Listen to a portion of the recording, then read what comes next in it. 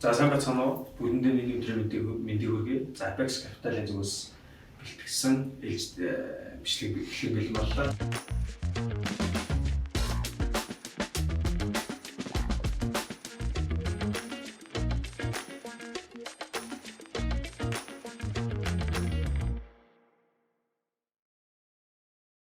За өнөөдрийн дугаараар болохоор хаан банк хөрөнгөний зах зээлд орж ирсэн ямар үр нөлөөтэй вэ? Ямар өөрчлөлтүүд гарах вэ талаар бодож ярилцах болно.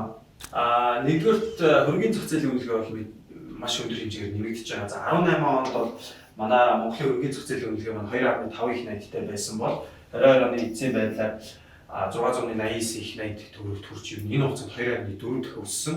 За өмнө нь бол хүмүүс хөө мөнгөө хадгаламжинд хийж өсгөх тийм ойлголттой байдаг гэсэн сүүлийн жилүүдэд одоо хөрөнгөний зах зээлийн мэдлэг мэдээлэлтэй шилж одоо сонирхох оролцохын тоон ч гэсэн нэмэгдэж байна. Үүнийгээ дараад бол зах зээл мэдээж дээшлээд үнэлгээ өсөө явж байгаа. За 22 оны жилийн цар юм байсан бол за хаан банк одоо яг IPO хийгдээд 1.8 их найдын үнэлгээгээр нэмэгдэж байгаа. Тэрний дараагаар болохоор 8.2 их найдын үнэлгээ болж ерөнхийдөө маш том хэмжээгээр нэмэгдэж байгаа. За хөрөнгөний зах зээлийн үнэлгээ нэмэгдэх нь нөгөө талдаа маш том давуу талуудтай. За зах зээлийн хэмжээ томорж байна. За гадны хөрөнгө оруулагчдыг бас ингээд татах бас нэг сонирхлыг төрүүлэх бас нэг тийм хөшүүрхтэй. За үүний дараагаар бас өөр нэгэн чухал үзүүлэлт бол нэг тухайн улсын хөрөнгөний зах зээлийн дотоодын нийт бүтээгдэхүүний хэдийн өрийг эзэлж байгаа юм бэ гэдгийг харах шаардлагатай байдаг. Энэ нь бол нөгөө талдаа тухайн хөрөнгөний зах зээл нь тухайн улстай хэр их хөгжлийн ямар шатандаа явж байгаа вэ гэдгийг харах бас нэг үзүүлэлт болдог.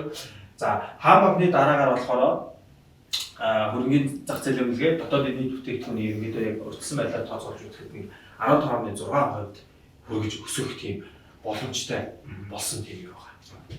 Одоо нөгөө манай улсын хувьд гэх юм бол дотоодын нийт бүтээгдэхүүнтэй харьцсан хэмжээ нь бол 15.6% буюу 16% хүрэх гэж байна шүү дээ тийм ээ. Тэгэхээр ер нь хөгжиж буй орнуудын хувьд ч юм уу хөгжимгүй орнуудын хувьд яг энэ харьцаа нь ер нь хэдтэй байх боломжтой гэдэг юм бол боломжтой.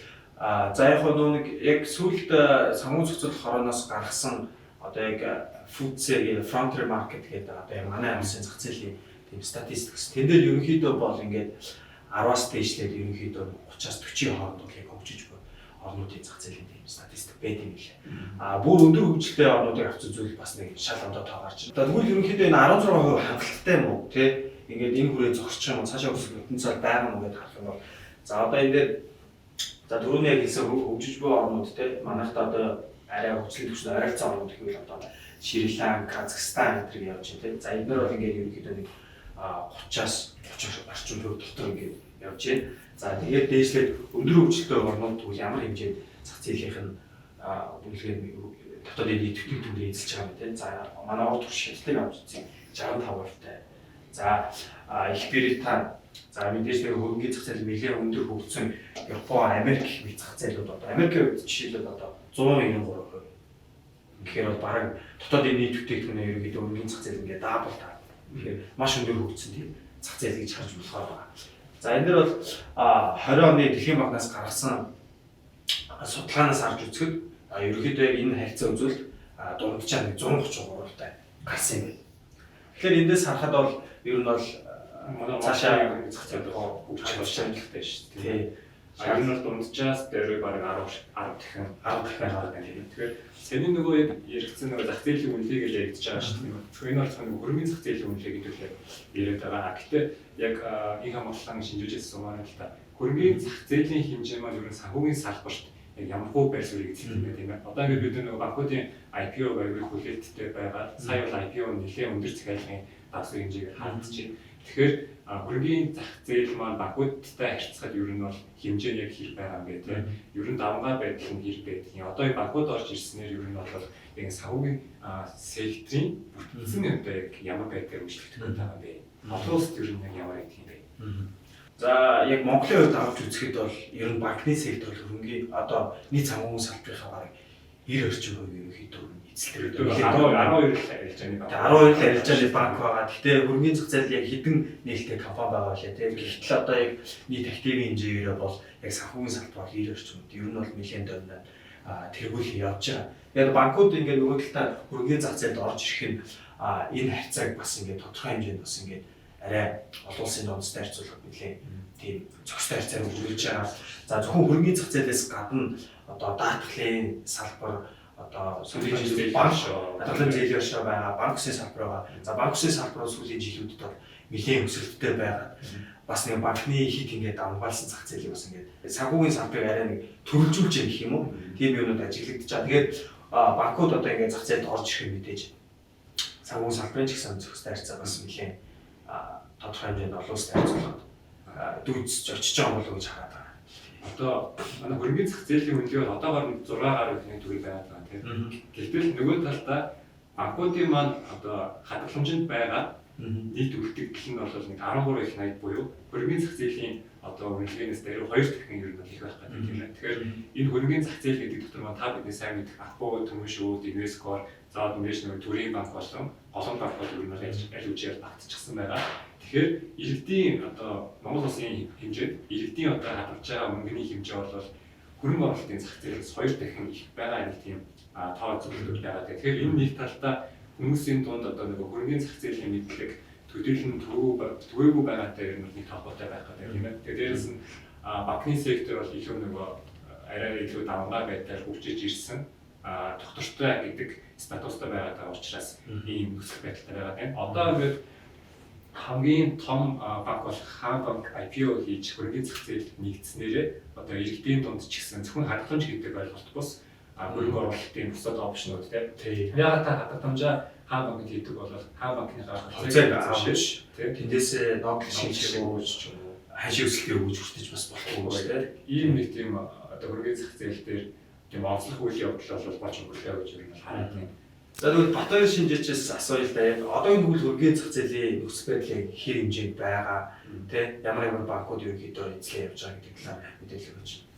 Яг одоогийн байдлаар гэх юм бол манай Монголын хөрөнгөний бирж дээр 184 орчим акцент компани бүртгэлтэй байгаа. Тэгэхээр та тэр компаниудын хувьцааг нь бол ингээд ажлын 5 өдрүүдэд арилжаа хийгээд хөрөнгө оруулалт явуулах боломжтой байх нь. Тэгээд энэний сонирхолтой үзүүлэлт нь юу вэ гэхээр Апо хувьцаат компани одоогийн хөрөнгөний зах зээлийн үнэлгээний 21 орчим хувийг ер нь бол бүртгүүлж байгаа. Нэлээд одоо нэг тийм топ хувьцаат компани гэж нэрлэгдэж болохоор байгаа. Тэгээд үнэлгээгээр бас 8 нэгт орж байгаа. Одоо яваад байгаа. Тэгээд дээрэс нь одоо нөгөө харьцангуй нэг ашиг орлого маань доктортой байгаа учраас сүүлийн жилүүдэд нөгөө хөрөнгө оруулагч нарт нотлох шигийг бол ингээд нөгөө доктортой байдлаар бол шилжүүлж байна. Тэгэхээр тийм учраас нөгөө үүнийг ч дагаад хөрөнгө оруулагч нарын анхаарал бол ингээд нэлээх Апо хувьцаат компаниэр төвлөрдөг. Тэгээд нөгөө талд нь болохоор бусад одоо 183 орчим хувьцаат компаниуд за нэг 70 орчим хувийг нь бол бүртгүүлж таах гэдэг юм л та. Тэгээд эндээс юу гэж хэлэх гээд байгаа юм бэ гэхээр одоо Хаан банк гарч ирснээрээ одоо хөрөнгөний зах зээлийн хамгийн өндөр үнэлгээтэй хувьцаат компани статусад өөрчлөгдөв. Хаан банк 8-т орж ирээд Апо хувьцаат компани бол 2-т орж ирэх гэдэг. Тэгээд үүнийг дагаад яг юу болох боломжтой бэ гэхээр Апо хувьцаат компани мэдээж нөгөө хамгийн том үнэлгээтэй тэгээд нөгөө талаас бол хамгийн идэвхтэй арилж ялагддаг хувьцаануудын нэг. Тэгэхээр Хаан банк бол юу хөрөх чадвар бас сайн хөрөх чадвар маш сайн байна тийм. Тэгэхээр нөгөө тухайн улсын хөрөнгөний зах зээлийн одоо хөгжил нь бас мэдээж нөгөө тодорхой шалгууруудыг хагасны үндсэн дээр одоо илүү сайжраад хөгжиж явдаг. Үүнийх нь нэг нь бол нөгөө хөрөх чадвар секьюрити байгаа. Тэгэхээр Хаан банкны хувьд гэх юм бол IPO захиалгыг бол нэлээд өндөр хуваар давж биелчихсэн. Одоогоор бол нэг өөрчлөлтсөн таамгаар 11 орчим хуваар бол хөв тэнцвэрлэгдэх гэдэг байгаа шүү дээ. Тийм ээ. Тэгэхээр энэ бол мэдээж нэг өөрчлөлтсөн тоо. Тийм багцаар тооцоолсон. Яг нарийн мэдээллийг бол мэдээж хөрөнгөний бирж болон үнцэн ретрэс мэдээлэл байгаа. Тэгэхээр одоо энэ хэмжээний одоо эрэлт илүү гарсан байна. Тэгэхээр нөгөө зах зээлийнхаа жамаар ямар ч юм эрэлт нь ихсээд байна гэдэг нь хөрөнгөний зах зээл дээр маань нэлээд идэвхтэй ажиллаж ялагддаг. Хувьцааны бүтээгдэхүүн бол гарч ирэх юм байна гэдэг. Данаас нөгөө зах зээлийн үнэлгээнээс гадна ийм нэг юм ажиллах гэдэг тийм ээ.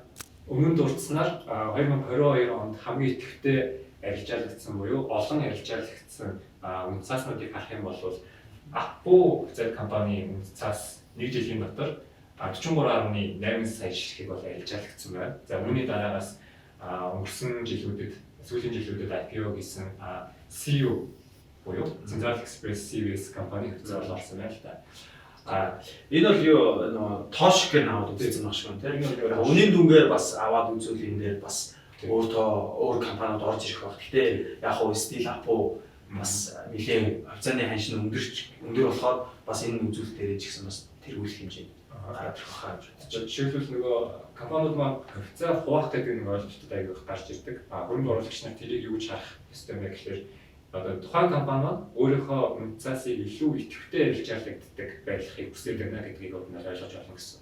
Жишээлбэл Apple Z компани маань нэгж хавцааны үнийн хувьд CEO компанихаас арай жоохон өндөр байгаа шүү дээ тийм ээ. Тэгэхээр энэ тоош ширхгийг тухайн компанийх нь нэгжийнх нь үнцаасны нэр үржүүлээд үзэх юм бол Apple Z компани ер нь бол номер 1 гэдэг статустай бол яг энэ категорид хадгалсан байгаад байна гэсэн үг.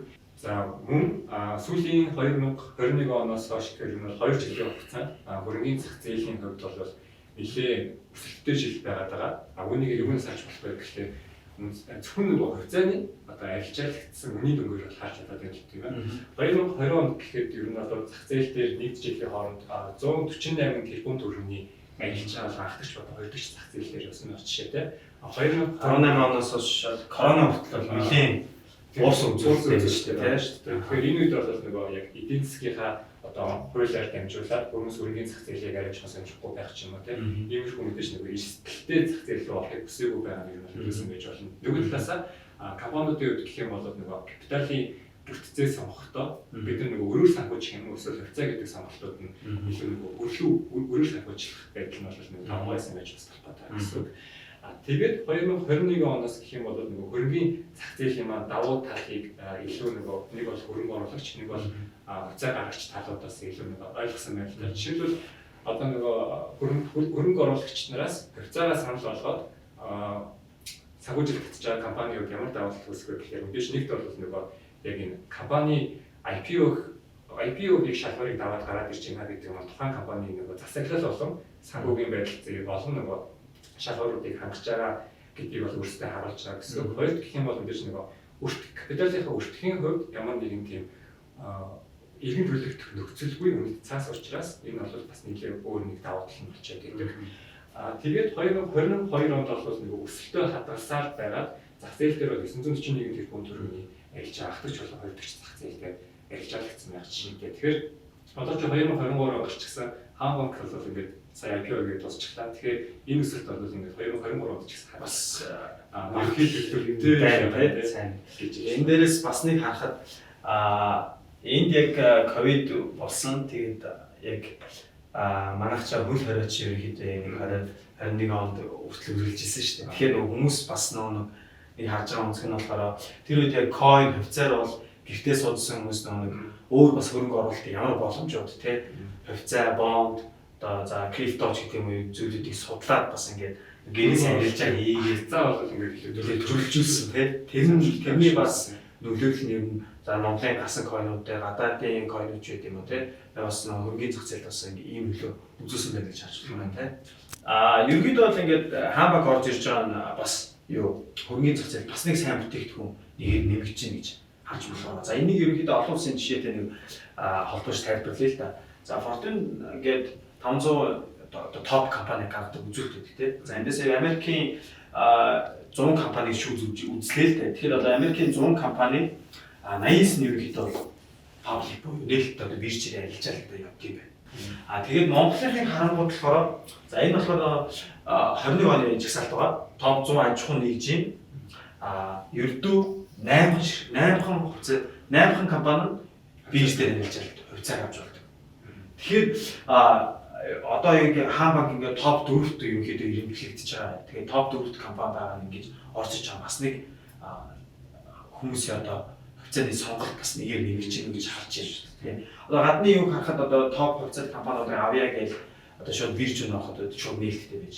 Тэнгүүд одоо жишээлбэл магадгүй гадны хөрөнгө оруулагч за танай топ компаниудаас ингээд авъя гэж ороход одоо баг ердөө 8 компани байна гэдэг бол бас тийм ч хангалттай үзүүлэлт биш. Тэгэхээр цаашаа бас ингээд одоо топ хувьцаат топ одоо компаниуд маань ингээд бирж дээр санал болгоод хувьцаагаа нээлттэй арилжаалах бас нэг тийм орон зай шаардлага бол нэлээд байгаа болов гэж хараад байна. За тэгээ ерөнхийдөө эцэст нь дүгнээд хэлэх хаан банк орж ирснээр за хөрөнгөний зах зээлийн үнэлгээг одоо нэмэгдүүлж байна. За өргөний зах зээлийн үнэлгээ нэмэгдснээр санхүүгийн салбар илүү одоо банкны бүтцийн шинжилэгдэж шинжлэгдэж байна. За тэгээд үнэлгээ нэмэгдсэн нөгөө талаас гадны хөрөнгө оруулагч нар одоо манай одоо өргөний зах зээлийн сонирхол тодорхой хэмжээнд нэмэгдэнэ. Мэдээж одоо гадны хөрөнгө оруулагч авч ирэх за тухайн Монголын тэгвэл хөрөнгөний зах зээлийн үнэлгээ нийт юм бэ? Хэр том юм бэ?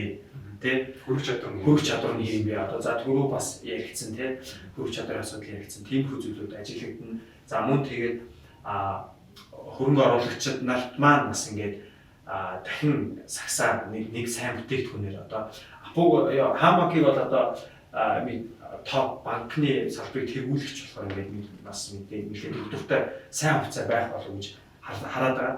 За яг гараад нэг growth stock-ууд шиг нэг хайхтар одоо 2-3 дахин даблтгуна гэхэд ядаж ноогдох шиг бодлого зарлцсан байгаа. Тэгэхээр ингээд доктортай бас ингээд сүүлийн жилүүдэд апуу бол нэлээд доктортой ноогдох шиг тарааж байна. Бас нэг дараагийн апууч гараад ирж гин үү? Бас нэг сайн бүтээгдэхүүнээр нэмэгдэж гин үү гэж харж байна. Одоо нэг он гарснаас хойш 3 сараас хойш бол хэцүү компаниуд маань ноогдох шиг тарааж эхэлдэг. Одоогийн байдлаар ч гэсэн ер нь бол нэлээд олон компаниуд хөрөнгө оруулагчны хадгалсанд, үнцэсний хадгалсанд ноогдох шиг тараасан. Яагаад шүү дээ тийм ээ. Тэгэхээр цаашдаа ч гэсэн хөрөнгө оруулагчдын дунд энэ шиг компаниуд олон болох байх гэсэн хүлээлт ер нь хөрөнгөний зах зээлд өндөр байх гэдэг байна. Тэгээд мөн дээрээс нь одоо нөгөө үзэж байгаа хүмүүс сонирхолж ирэхэд одоо хаан банкнаас сая 10% хөрөнгө оруулагчны санал олгоод дууссан. Гэхдээ энэ нь бол нөгөө цаашаа үргэлжлэх процесс байгаад байгаа шүү дээ тийм ээ. Банкны тухай хуулиар бол 10 болон түүнээс дээш үеийг ер нь гаргах шаардлага ер нь байгаад байгаа гэсэн үг. Тэгэхээр хөрөнгө оруулагч нарт дахиад ч гэсэн ер нь боломж байх гэдэг. Тэгээд дээрээс нь одоо үлдсэн банкуд маань хөрөнгөний зах зээл рүү эзээ орж ирэх вэ гэдэг асуулт бол бас нэг хүмүүсийн төв нэлээд сонирхолтой хүлээж байгаа. Тэгээд энэ бүгдийг бол Apex Capital-ын зөвөөс та бүхэнд шаардлагатай мэдээллүүдийг хүргээд тогтмол хүргэж явна тийм. Одоо сүүлийн хөрөнгөний зах зээлийн мэдээлэлтэй ойр байхад эсвэл та манай сошиал хуудасуудыг лайк дарж шеэр хийгээрэй. Баярлалаа.